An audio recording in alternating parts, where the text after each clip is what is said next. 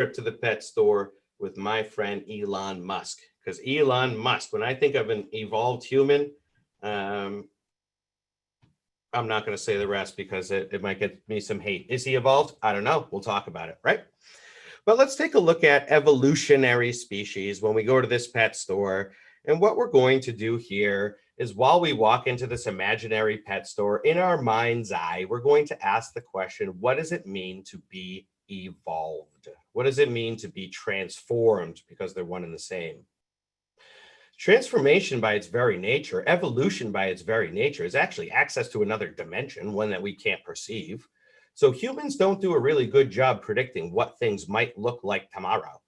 Never mind what the next evolutionary step might look like. But what we can do as a thoughtful species is take a look back at different orders of magnitude in the negative direction and ask what types of characteristics, how we value the life of these particular items, and how transformation may affect or impact these species. And so in our little thought exercise, we're going to walk over to the fish section in the pet store, and we're going to adopt ourselves a nice betta. I love a betta fish. A betta fish is nice. You know why? Because it's gritty. That thing will power through food. You cannot feed it for 2 days. It's fine. It's always got a smile on its face. It's optimistic fish. He's curious. The thing is cute. You watch it, knocks over stones, sucks them up, spits them out. And that thing flies around with a zestiness that you've never seen before in your life. If I could have an employee like that, that would be great. However, there's some negative consequences too, negative characteristics to this fish that makes me think it's unevolved. First of all, it has no strategic restraint. How do I know? Because if I put a mirror in front of it, it will ram into it until it dies. That's how. It has no social intelligence. How do I know? If I put another fish that's very like it next to it, they will try to eat each other's face off until they both mutually die. And so therefore, this we would describe as an unevolved species, one which certainly is like a house divided against itself and cannot stand and does not stand.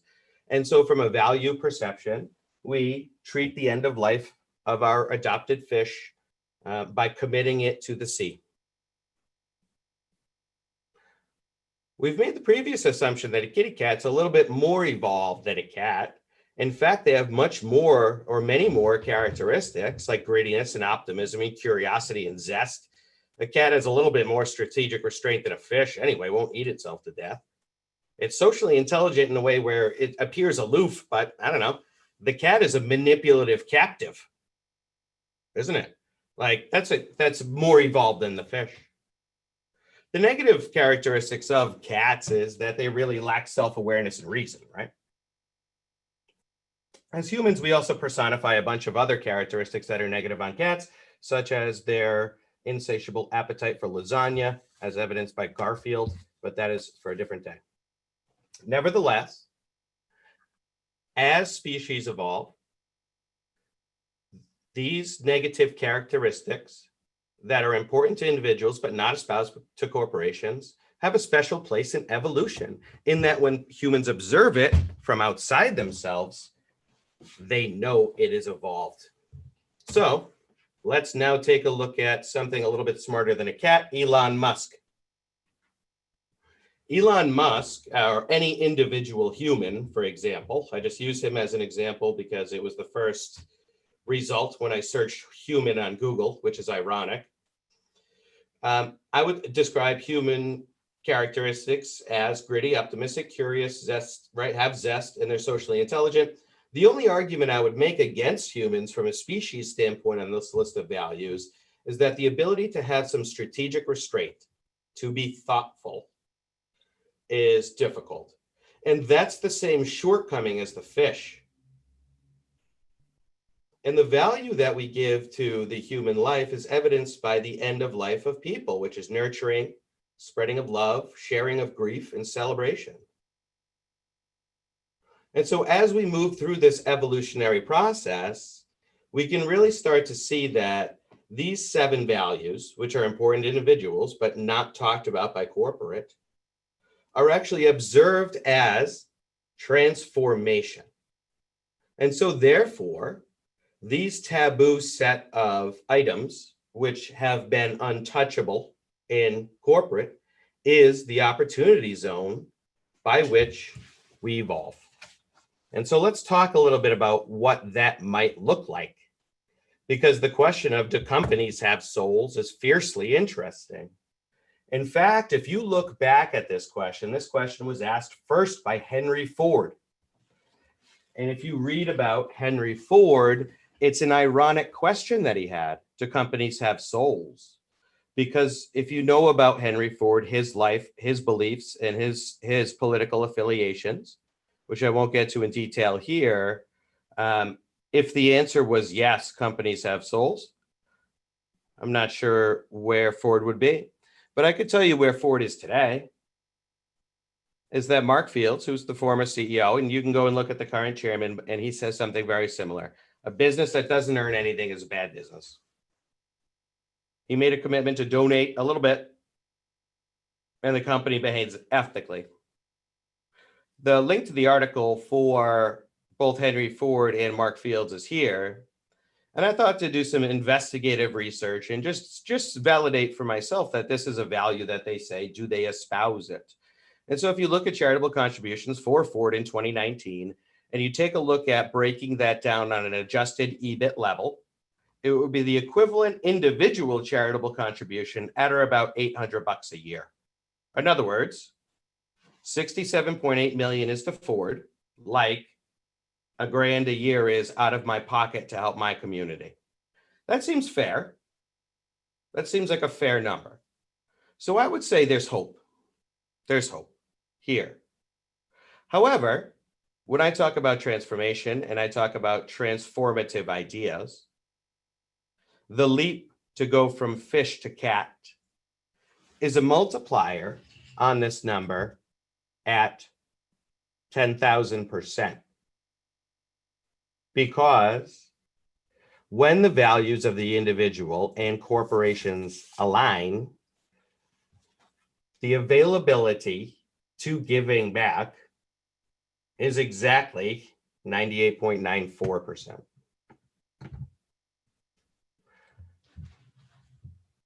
Let's talk a little bit, and we'll kind of swing back to that because it's asking for a change in mindset.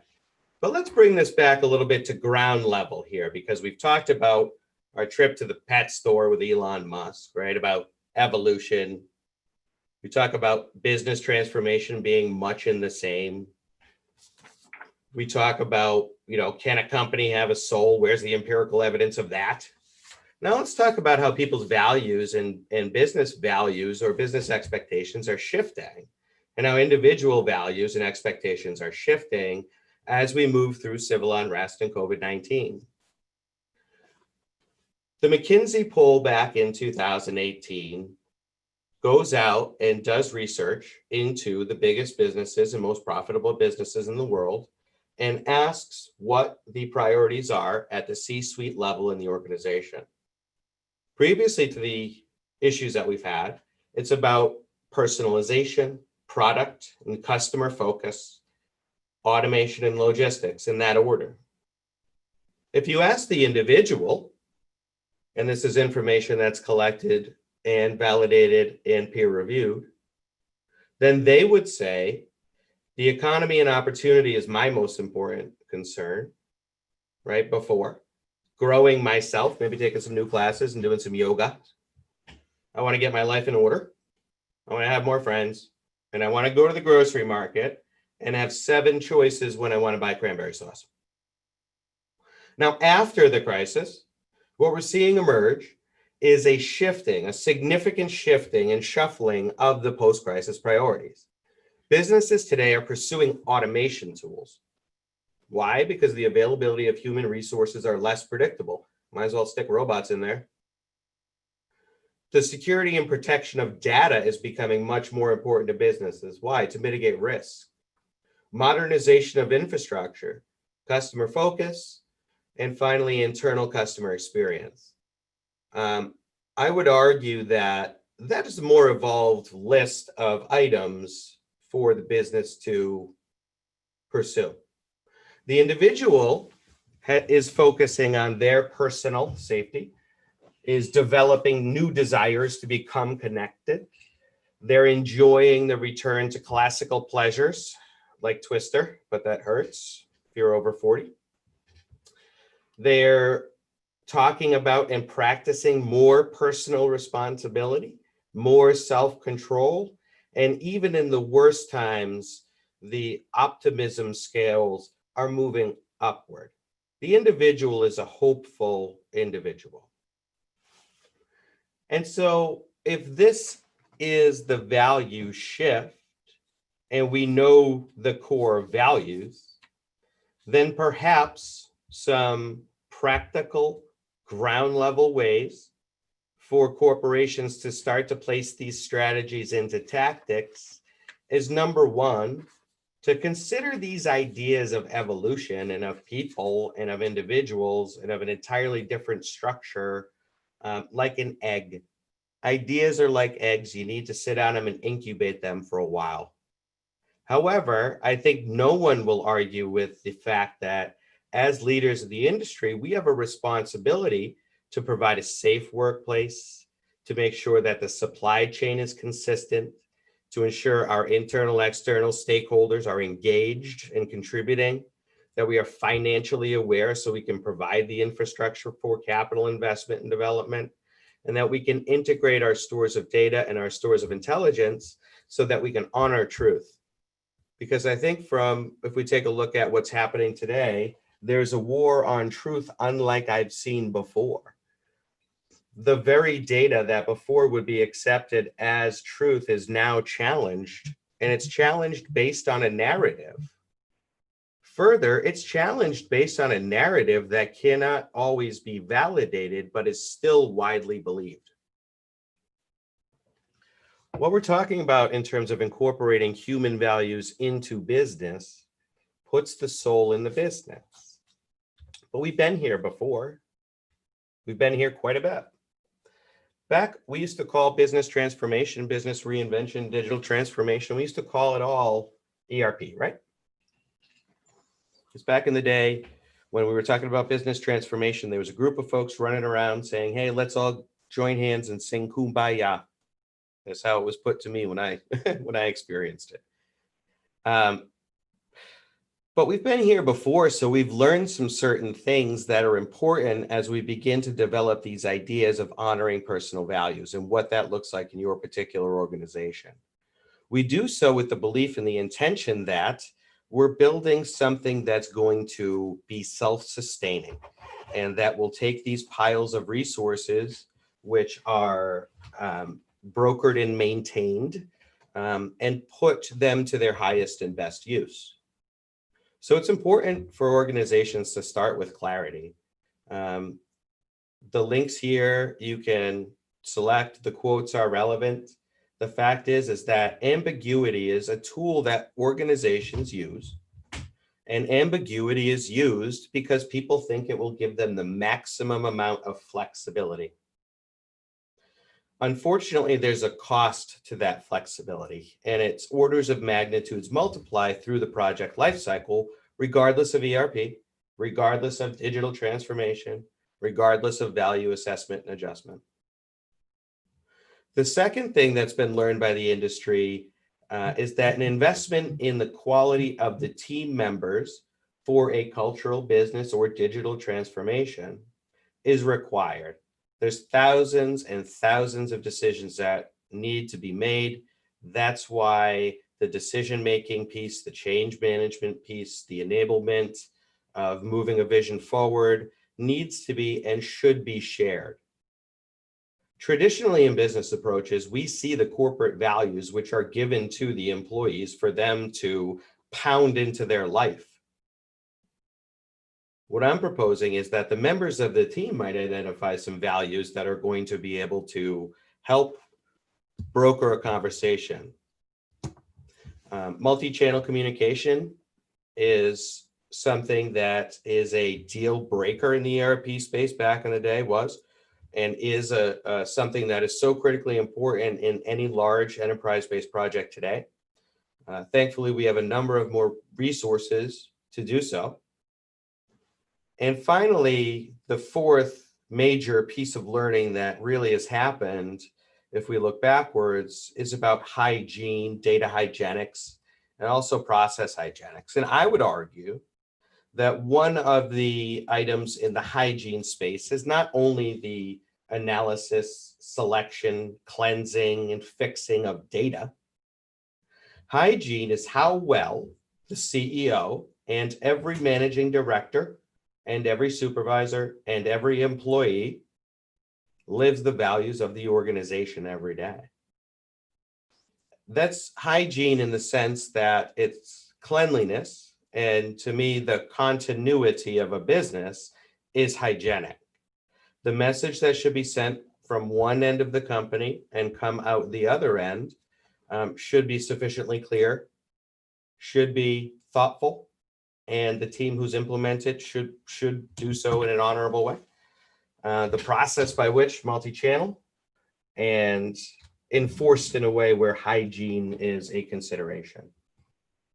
If we take a look at the way that value exchange is traditionally approached and measured by business today, I think what we might conclude is that the DMAIC response is pretty popular. DMAIC stands for define, measure, analyze, implement, and control. DMAIC is a framework that was largely matured by McKinsey Analytics. It is one that is used in the Lean framework and was developed through Lean methodologies and adopted there. That's where McKinsey got it. At the end of the day, DMAIC is really based on a scientific approach, but it works, right? The fact is, most frameworks work if you work them. What I would say is that in terms of having an evolved approach, whether it be digital, small project, or large business assessment, is the addition of two items to the DMAIC model. The first one being the establishment of an intention, and the second, a commitment for attention. Intention, to set an intention, is quite simply to say tomorrow is not the same as yesterday, and having the willingness to believe that the state of tomorrow can be shaped by you. How do I know? Because whatever size cog you are in the machine, your access to capital can enable significant change to occur at the micro level. That's how I know. So attendance is the second that I propose should be added to this DMAIC response. Attendance is the ability to show up. And when I say show up, I mean to provide full, undivided, uninterrupted focus on an issue that is of mutual importance.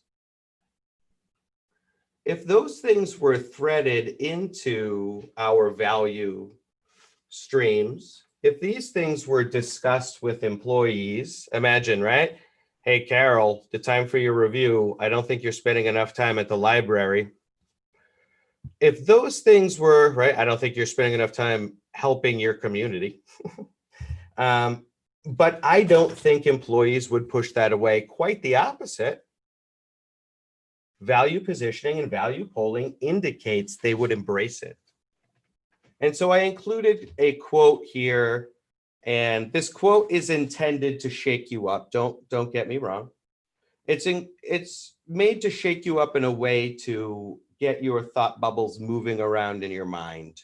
And it's a quote by Lao Tzu, and this is a translation into English. And what Lao Tzu says is, run the country by doing what is expected. Win the war by doing the unexpected. Control the world by doing nothing. How do I know this? By this, right? So he's saying you can control the world by doing nothing, and here's his evidence thereof. He observes, the more restrictions and prohibitions, the poorer people are. The more experts a country has, the more of a mess it's in. The more ingenious the skillful, the more monstrous the invention. And the louder the call for law and order, the more the thieves and con men multiply. That's his evidence. I would argue that it has a place perhaps during times of crisis. I intended it so. And he goes on to say, so a wise leader might do this. Practice inaction because the people look after themselves. Be quiet because everybody around me finds justice. Don't actively do business. People around me will do it for me. I don't have any personal wants, and everybody around me can grow to be their best. They're uncut wood, he says. I think these values, if we look at attendance on the call, as we move into Eastern areas of the world, like India, what we do is we tend to find value positions and belief systems that are more aligned to the way of thinking for mutualized value exchange. Western forms of business, for example, tend to be more focused on a traditional pre-World War II type approach historically. And that's what we see as legacy corporations, mainly in the manufacturing and industrial world.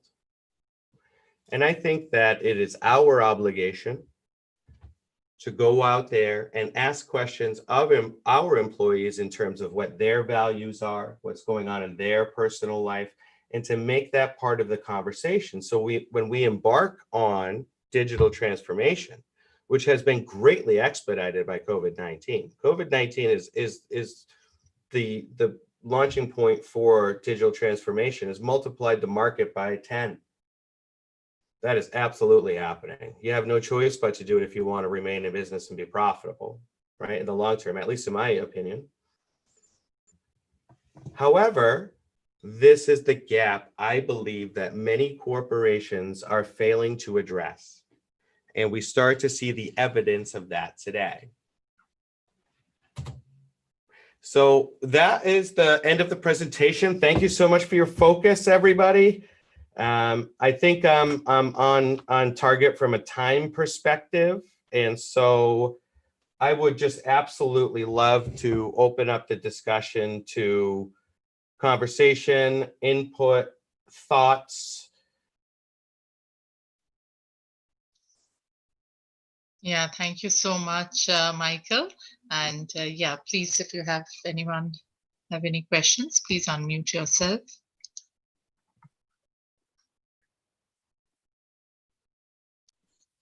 Yeah, so Michael, thanks for the great thoughts. It was pretty interesting, how you connected things at very high level. So this is something thought-provoking, and especially the slide that where you put together the quote, and then just trying to look at that slide actually. No, thank you. I appreciate that feedback. One of the thought exercises I did with my children, this pet store visit was something I did with my kids, and we were talking about what was happening with, some of the questions being asked around treatment of people. And so, I said to my oldest, I said, imagine if you go in to adopt a cat, Elijah. It's my oldest is named Elijah, like the whirlwind. And I said, Elijah, imagine if you go to adopt a cat, and yesterday they were all in one room. And now you go to adopt a cat, and instead of being in one room, they're in a million tiny rooms. And you say, geez, what happened? And the person at Petco says, well, cats became more human-like. And you're like, wow, that's a miracle. They can talk? And the guy's like, well, no, but the white ones aren't really fond of the black ones. You can't mix the gray ones with the red ones. If you put the black and white ones together with the brown one, that's okay sometimes, but just don't feed them all together. You would look at that situation and you'd say, oh my goodness, this is not an evolutionary step. Yet when we look at our self-behavior and our corporate behavior, and the net result is self-destruction, then it becomes necessary to ask, why are we like the fish? What separates us from the fish is self-awareness. We don't need to destroy ourselves when we look at ourselves in the mirror, but we're all guilty on some part to do that, right? If you've smoked a cigarette in your life, it's true. You've done what that fish has done. However, I think the important thing is not to judge or shun or not talk about those in corporate. I think quite the opposite. We use that as an opportunity for us to ask the question, if I believe I'm so evolved, why do my actions and my outputs result in the unevolved? And that's a challenging question to ask.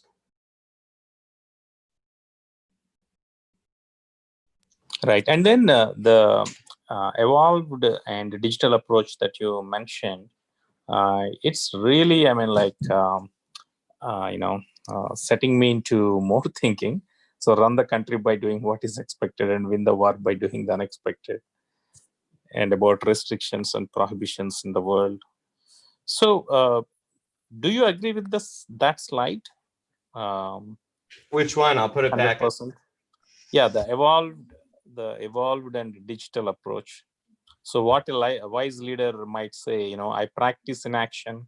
The people look after themselves. Yes, that's a great. So let's take them one at a time. It's definitely worth talking about, right? Because what is the definition of inaction, right?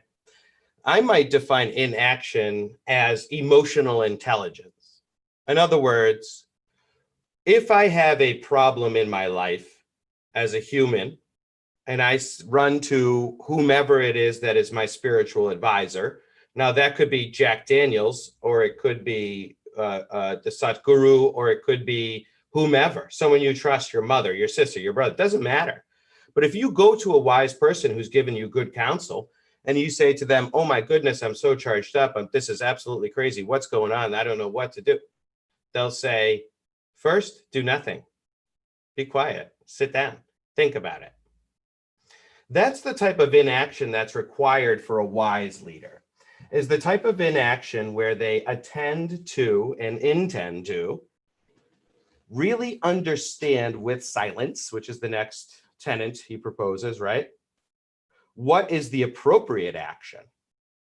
Because that leader who is wise should only know what the action is that's required. It's up to his directors and his operators to execute. I think all too often leaders take it upon themselves to come up with ideas, to actively look what's going on in the marketplace, to position themselves according to what's occurred. That's not necessarily an evolved approach. All you're doing is looking at what other people are doing and being second in line. Most folks that have had revolutionary and transformative ideas, including Lao Tzu, if you ask them, Thomas Edison, there are hundreds of thousands of examples. These people don't say this idea was mine. They say it was given to me, right? They say that this was an idea that was given to me in a dream. This was an idea that was given to me by a group. And so I think that's, where we see wise leadership that has really resulted in impactful and lasting change. It starts with inaction. Wow. Pretty interesting discussion and explanation. Yeah. I think it's particularly challenging to the capitalist viewpoint, right? Is that, if we change our shift in focus from the purpose of a corporation is to generate profits for stakeholders, which I don't believe to argue with that. Absolutely, profit's not a dirty word, but to do so in a way that is transformative to the people making the money, I would say is something that I would get behind. And it's just that type of mutual loyalty, mutual grit, mutual approach that enables transformation. The very discussion of the ability for something else to exist that didn't exist today is transformation. This is something that does not exist today yet. Thank you, Michael. So definitely, I think I will try to discuss some other aspects offline. Yeah, so, I'm really interested in hearing every viewpoint and developing some of these thoughts. So, any other questions or comments? Yeah. So if I mean, others can ask questions, but after that, my other question would be in general to know about what you do more. I mean, like, probably already Julian already told a bit, but more about what do you do day to day, and then what are your long-term goals. And I would be curious to learn more about you. Sure, absolutely. Yep, that's might be my favorite subject, but I'll keep it. Any other or any questions, comments, feedback? What do you guys think? Is this good stuff? Is this too theory based? What are the thoughts out there, guys? Yeah, definitely. I mean, it doesn't sink as soon as we hear some of the stuff. But for me, yeah, definitely it is interesting because I always try to, question the as is, and I try to, to think. Yeah. Well, good. Good for you.